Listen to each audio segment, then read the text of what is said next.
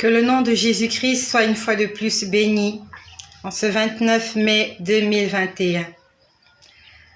Je reviens vers vous pour la deuxième fois. Nous sommes aujourd'hui samedi le 29 mai et cette nuit, j'ai dormi à même le sol afin d'être en éveil, afin d'être comme Habakkuk à mon poste, en train d'attendre ce que le Seigneur me dirait. Ça fait quelque temps de cela, j'ai pris la résolution que tous les week-ends, je vais dormir à même le sol afin de rester éveillé et que le Seigneur puisse me parler. La Bible nous dit, vous me chercherez et vous me trouverez, si vous me cherchez de tout votre cœur. La Bible nous dit que sans la foi, il est impossible de lui être agréable, car il faut que celui qui s'approche de Dieu croit qu'il existe et qu'il est le rémunérateur de ceux qui le cherchent. Si tu cherches Dieu et si tu le cherches de tout ton cœur, non seulement tu vas le trouver, mais aussi il va te rémunérer. Il va te donner une récompense. Il va te donner des cadeaux. Il va te donner ce que ton cœur désire, parce que tu auras fait de l'Éternel tes délices. Donc je viens vers vous pour la deuxième fois aujourd'hui. Tout à l'heure, je vous ai parlé de la première partie, lorsque j'ai commencé à prier dans la nuit du 28 au 29 mai, ce que le Seigneur m'a montré de certaines personnes qui voulaient venir me faire du mal, plus précisément voulaient venir me voler ma fille, mon enfant, me voler cette bénédiction-là que l'Éternel m'a donnée. Et le Seigneur n'a pas permis qu'il puisse prendre du dessus sur moi. Puis après, le Seigneur m'a montré, je pouvais voir que le monde entier, était plongé dans les ténèbres. Il faisait noir, il faisait nuit. Il faisait vraiment nuit sur toute la surface de la terre. Et dans le ciel, c'était tellement visible. Dans le ciel, j'ai vu deux images. J'ai vu deux images dans le ciel. Lorsqu'on lit dans le livre de Exode, à partir d'Exode jusqu'à Nombre, Deutéronome, lorsqu'on nous parle de la sortie des enfants d'Israël en Égypte, on dit que lorsqu'ils sont arrivés dans le désert, c'est l'Esprit du Seigneur qui les conduisait. Ils n'avaient pas de carte géographique comme il y en a aujourd'hui. Ils savaient qu'ils allaient à la terre promise, dans la terre promise, mais ils ne connaissaient pas exactement où se situait cette terre promise. Et ils ne savaient pas par où passer pour arriver à la terre promise qui est Canaan. Et la Bible nous dit que dans le désert, les enfants d'Israël étaient guidés la journée par une colonne de nuée et la nuit par une colonne de feu. Donc c'est l'Éternel qui les guidait dans le désert. Le désert, c'est une étendue, une immense étendue de terre sèche. Il n'y a que du sable. Dans le désert, il n'y a que du sable. Il y a du sable, il y a du vent chaud, du vent sec. Le désert, c'est un endroit de péril.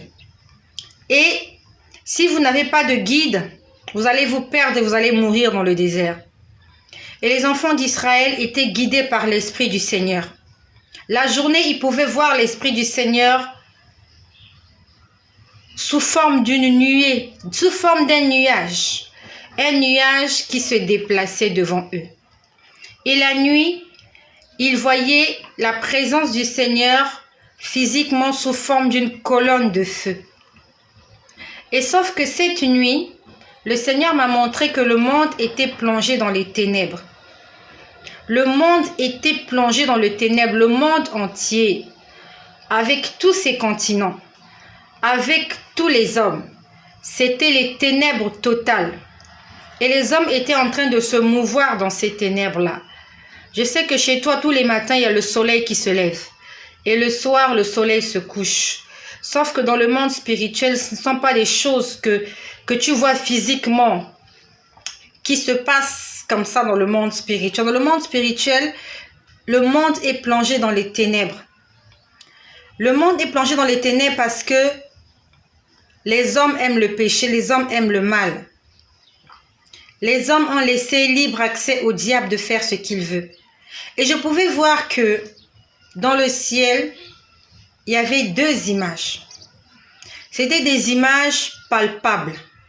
Quand je dis des images palpables, c'était des figures vivantes. Donc vous voyez cette image dans le ciel, mais vous savez que l'image que vous voyez là, ce n'est pas un dessin. Ce n'est vraiment pas de l'hallucination, c'est quelque chose de réel. Et vous savez que ce que vous voyez dans le ciel, c'est quelque chose qui vit. C'est quelque chose qui a de la vie, c'est quelque chose qui a de l'intelligence. C'est quelque chose qui vit. Il y avait deux images dans le ciel. Et ces images-là étaient énormes. Elles étaient tellement énormes, ces images, que tout le monde, en fait, pouvait voir cette image-là. Tout le monde. Donc, si vous êtes en Europe, si vous êtes en Afrique, si vous êtes en Amérique, si vous êtes en Asie, si vous êtes en Océanie, quel que soit l'endroit où vous vous trouvez sur la terre, cette image, ces deux images étaient claires et nettes. Ces deux images étaient visibles. Et c'était des images qui étaient vivantes. Elles étaient énormes. On avait l'impression qu'elles prenaient presque, on va dire, le ciel. Vraiment. Elles prenaient presque toute l'immensité du ciel.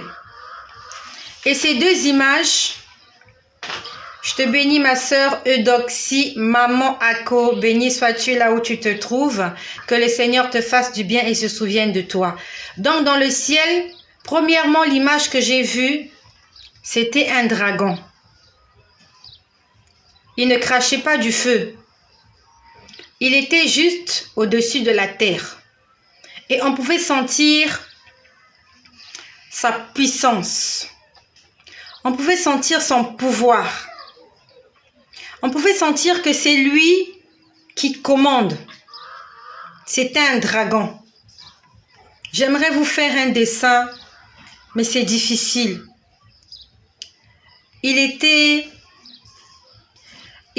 recouvert d'écailles. J'avais l'impression qu'il était recouvert de verre, comme du verre. J'avais l'impression qu'il était recouvert de verre, mais de verre sombre. Parce que ce verre-là, il brillait. Ça veut dire que si vous le touchez, vous pouvez vous blesser. Parce que son corps n'était pas recouvert d'écailles.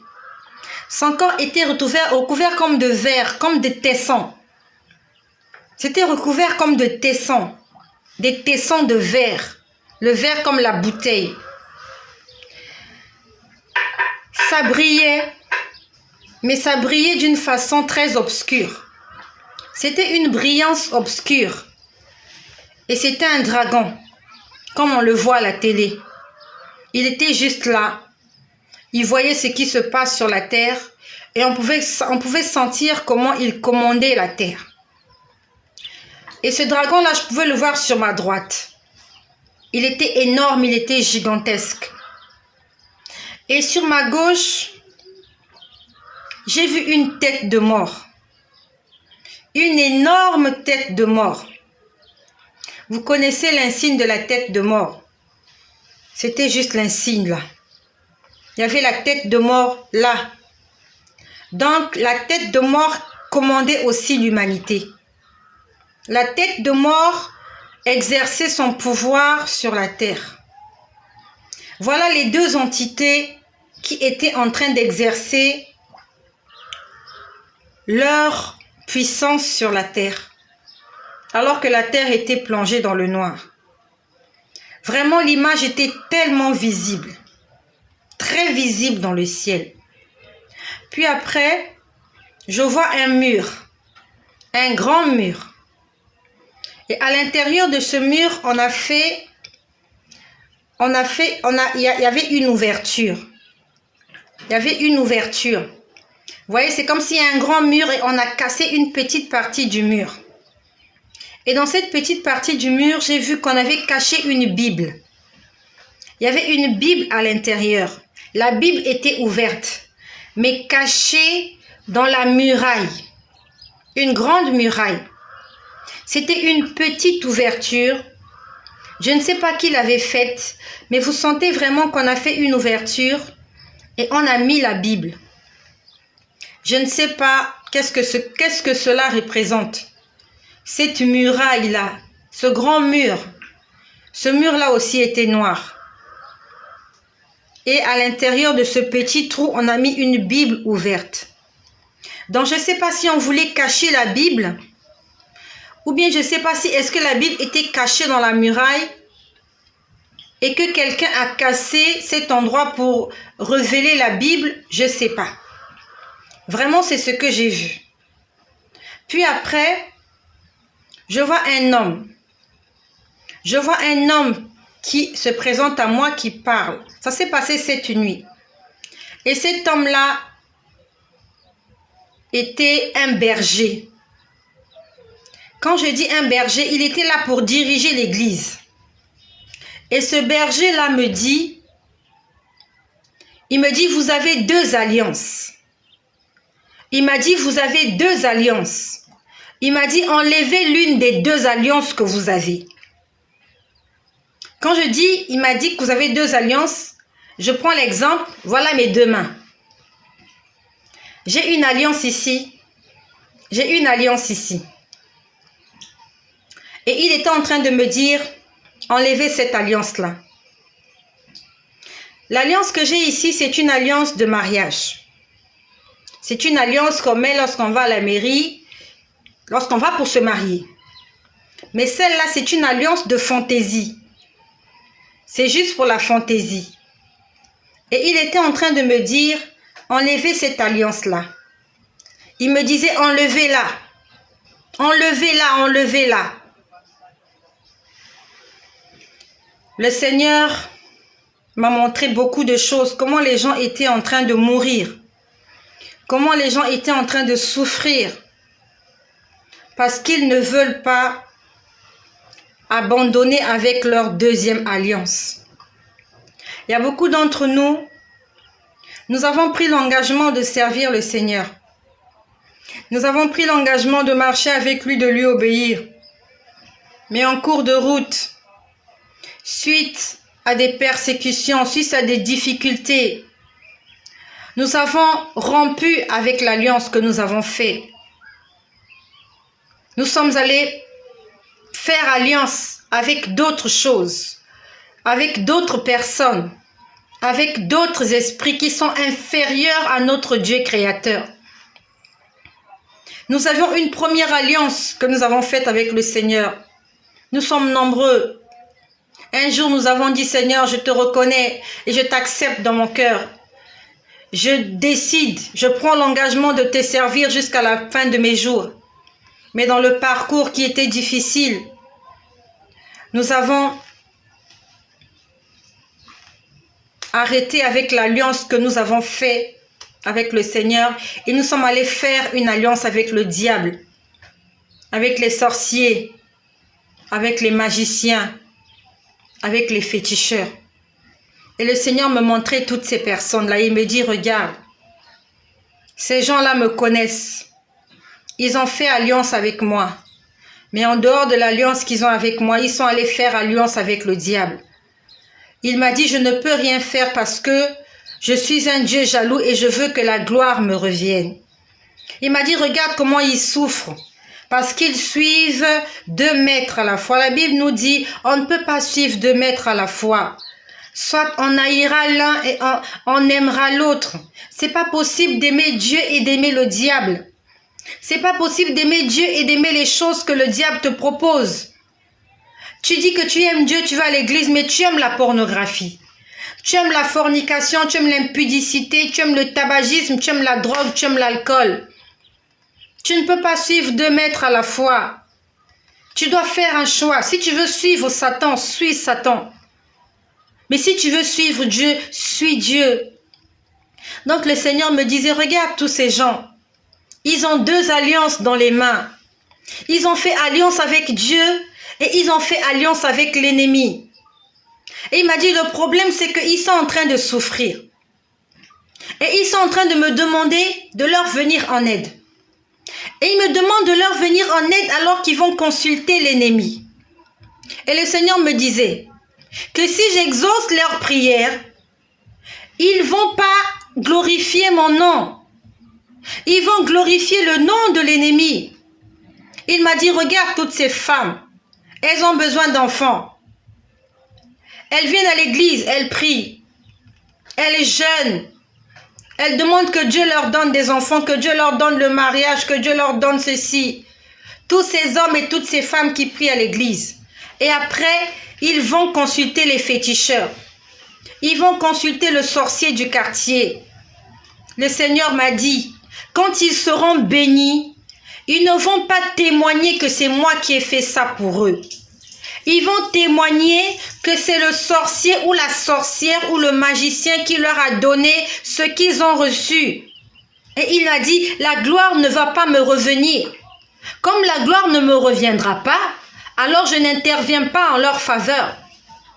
Hier, nous avons lu dans le psaume comment il est écrit, quand le malheureux crie, l'Éternel entend. Il vient le délivrer de toutes ses détresses.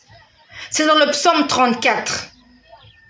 Le psaume 34, verset 6, ou le psaume 36, verset 4, je crois. Lorsqu'un malheureux crie, le malheureux, c'est celui-là qui souffre et qui met sa confiance en l'Éternel.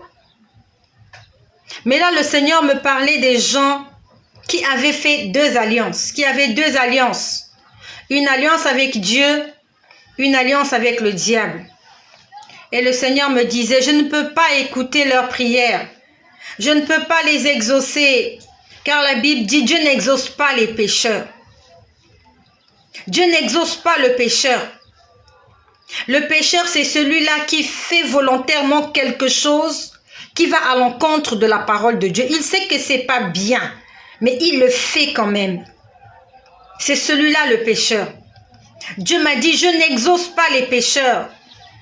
Beaucoup de gens dans l'église ne sont pas bénis parce qu'ils suivent 2 maîtres à la fois. Ils suivent 2 lièvres. Ils ont 2 pieds, mais ils veulent aller dans 2 chemins différents. Le Seigneur m'a dit, je n'agis pas. Je ne me manifeste pas parce que je sais que la gloire ne me reviendra pas. Cette femme-là, qui prie à l'église, qui cherche un enfant et qui va chez le féticheur chercher un enfant, lorsqu'elle aura un enfant, elle va dire que c'est le féticheur là par ses pratiques magiques qui lui a donné un enfant. Cette femme-là, elle va à l'église, elle jeûne, elle prie pour un enfant. Elle continue à faire des séances avec son médecin. On n'a pas dit que le médecin, c'est pas bon. Mais le problème, c'est que c'est la foi que tu mets en la chose que tu fais. Tu es allé, on t'a fait des opérations in vitro. Il m'a dit, quand elles vont tomber enceintes, elles diront que c'est la science qui leur a donné des enfants. Et il a dit, comme c'est pas ma gloire, comme ce n'est pas mon nom qui sera glorifié, alors je n'interviens pas. Et il y avait des milliers de gens comme ça sur la terre. Des milliers. Il prie Dieu, il fait autre chose. Il prie Dieu, il consulte ceci. Il prie Dieu, il va chercher. Il va lire l'astronomie. Il va lire, je sais pas moi, plein de choses. Il va chercher. Il va consulter les augures, les magiciens, les sorciers. Le Seigneur m'a dit, je n'interviens pas parce que mon nom ne sera pas glorifié. Quel est le nom que tu glorifies lorsque tu reçois des récompenses? Quand tu as eu ton travail, c'est le nom de qui que tu as glorifié? Lorsque tu t'es marié, est-ce que c'est le nom de Dieu que tu as glorifié? Ou bien tu t'es juste dit, c'est à cause de ma beauté que j'ai eu du mariage? Quand tu as eu des enfants, est-ce que tu as glorifié le nom du Seigneur ou tu as juste dit que non, dans notre famille, nous sommes très fécondes. Nous sommes très fécondes dans notre famille, nous mettons beaucoup au monde.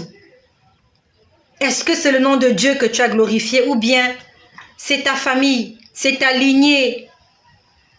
Tu as eu une promotion. Au lieu que tu glorifies le nom du Seigneur, tu dis mais c'est parce que je suis bien avec le chef. Parce que le chef a confiance en moi.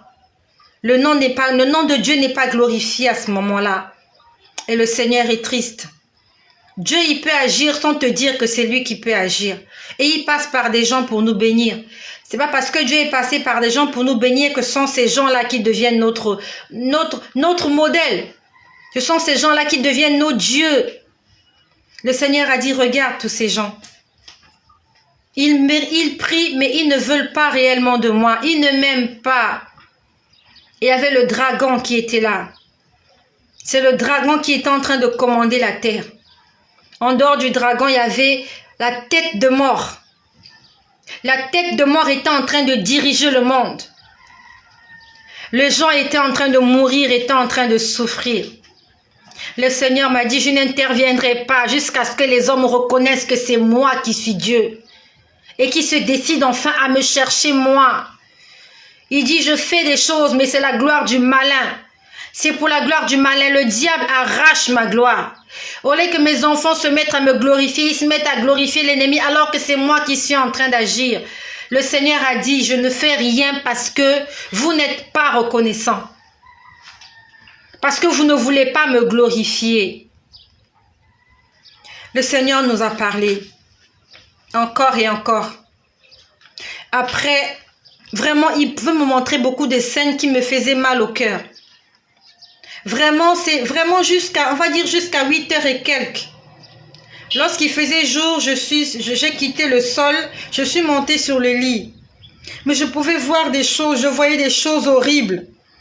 Des choses horribles qui se passent sur la terre, des choses vraiment horribles. La mort, les disputes, les viols, les vols, les braquages, les cambriolages, les noyades, les ceci, c'était incroyable. Il n'y avait que des mauvaises nouvelles, que des mauvaises nouvelles. Tout ce que je voyais, c'était pas beau. Le Seigneur m'a donné le nom de quelqu'un. J'ai oublié ce nom-là. Ce nom-là a 4 syllabes. J'ai oublié ce nom-là. Je l'ai vraiment oublié. Il m'a dit, c'est lui qui est responsable de tout ça, c'est pas moi. C'est un nom qui a 4 syllabes. J'ai vraiment oublié. J'ai oublié ce nom-là. Quand je vais me rappeler, si le Seigneur me le rappelle, je viendrai vous donner ce nom-là. Il m'a dit, c'est lui qui est responsable de tout ce qui se passe sur cette terre. Tout le mal qu'il y a sur cette terre. Toute la désolation qu'il y a sur la terre. Il a dit, c'est pas moi, c'est lui. Ce dragon et cette tête de mort. Il m'a donné un seul nom. Un nom qui a 4 syllabes. Sur cette chaîne, le Seigneur nous parle tous les jours. Il y a quelque temps de cela, je vous ai dit comment le Seigneur m'a dit, excusez la répétition, que nous sommes dans les temps de la fin. Qu'il ne nous reste plus beaucoup de temps encore avant que la trompette sonne et que Jésus revienne. Le Seigneur me dit, il va y avoir 3 vents. Il va y avoir 3 fléaux avant le retour du Seigneur. Il va y avoir 3 fléaux. Il avait appelé précisément, il avait dit 3 vagues. Il a dit qu'il va y avoir 3 vagues de fléaux qui vont s'abattre sur le monde. Et la première vague, c'est le Covid. Le premier fléau avant le retour de Jésus, c'est le Covid. Après le Covid, il va y avoir une deuxième vague. Un deuxième fléau. Et après cela, il va y avoir un 3e fléau. Et après le 3e fléau, il y a un homme qui va apparaître. On va l'appeler l'homme du péché. Mais quand il viendra, les gens vont l'appeler fils de Dieu. Parce qu'il viendra donner solution aux problèmes du monde. Il viendra pour aider les gens. Et les gens vont lui faire confiance, les gens vont l'aimer. Et les gens vont l'appeler le fils de Dieu.